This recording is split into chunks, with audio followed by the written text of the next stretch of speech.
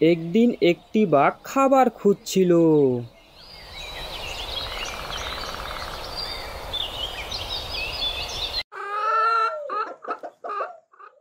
এমন সময় একটি গুহা থেকে আওয়াজ শুনতে পায়। বাঘটা গুহায় গিয়ে দেখলো 3টি মুরগির বাচ্চা।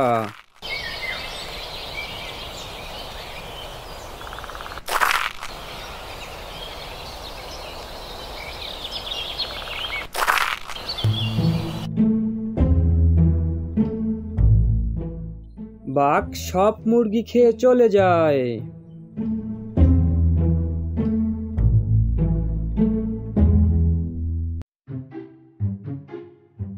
কিছুক্ষণ পর শিয়াল আসে।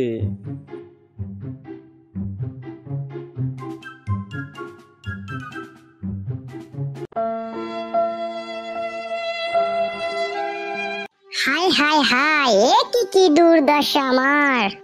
আমার মুরগিগুলো কোথায় গেল? এ কি, এটা তো বাঘের পায়ের ছাপ। তার মানে ওই পাজি বাঘটা আমার মুরগিগুলো খেয়েছে। শিয়াল মনে মনে একটি ফন্দি আঁকে। ওই পাজি বাঘটা আমার মুরগিগুলো খেয়েছে। আমিও ওই পাজি বাঘটার বাচ্চা খেয়ে প্রতিশোধ নেব।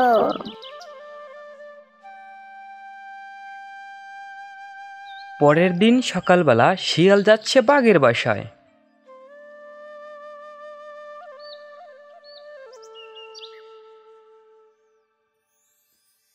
শিয়ালটা বাঘের বাসার পিছনে গিয়ে উকিঝুঁকি মেরে দেখলো বাঘটা বাসায় আছে কিনা। বাঘের বাচ্চার গর্জন শুনে শিয়াল দেয় এক দৌড়। ওরে বাবা রে বাবা, এই বাচ্চাটা তো বাঘের মতো পাজি। না, একে খাওয়ার জন্য অন্য কোনো ফন্দি করতে হবে। পরের দিন সকালবেলা শিয়াল একটি ঢোল নিয়ে বাঘের বাসায় যায়। বাসার পিছনে গিয়ে শিয়াল মনের আনন্দে ঢোল বাজাচ্ছে। ওয়াও, কত সুন্দর শব্দ! বাইরে গিয়ে দেখি একবার।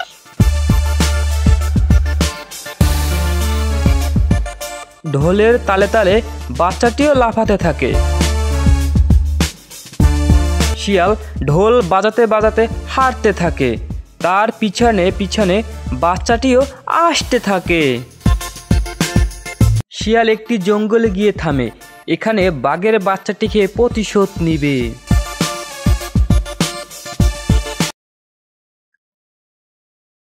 মামা মামা, ঢোল বাজানো বন্ধ করলে কেন? তোমার ঢোল বাজানো আমার অনেক ভালো লাগে। তাই বুঝি?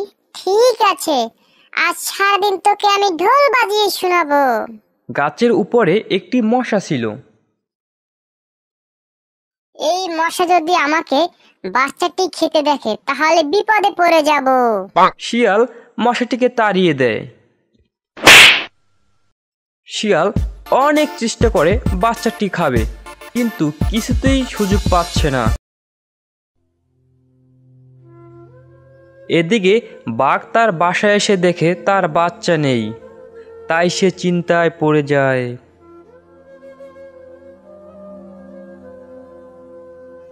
বাঘ তার বাচ্চাকে খোঁজাখুঁজি করে। এমন সময় সেই মশা আসে বাঘের কাছে। মহারাজ মহারাজ, আপনি কি আপনার বাচ্চা খুঁজছেন? হ্যাঁ, তুই কি দেখেছো আমার বাচ্চাকে? হ্যাঁ মহারাজ, একটি শিয়াল আপনার বাচ্চাকে নিয়ে ওই জঙ্গলে চলে গেছে। মনে হয় ওর মতলব ভালো না। এই কথা শুনে বাঘ দেয় এক দৌড়।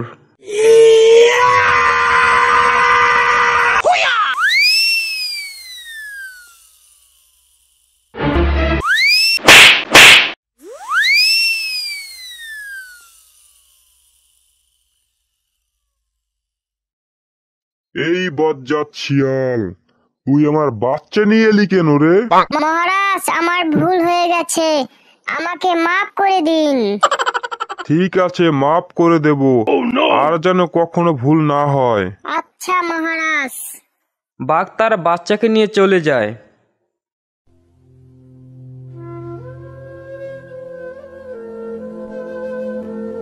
বাজি বাঘ, আমি আবার আসবো তোর বাচ্চাকে খেতে।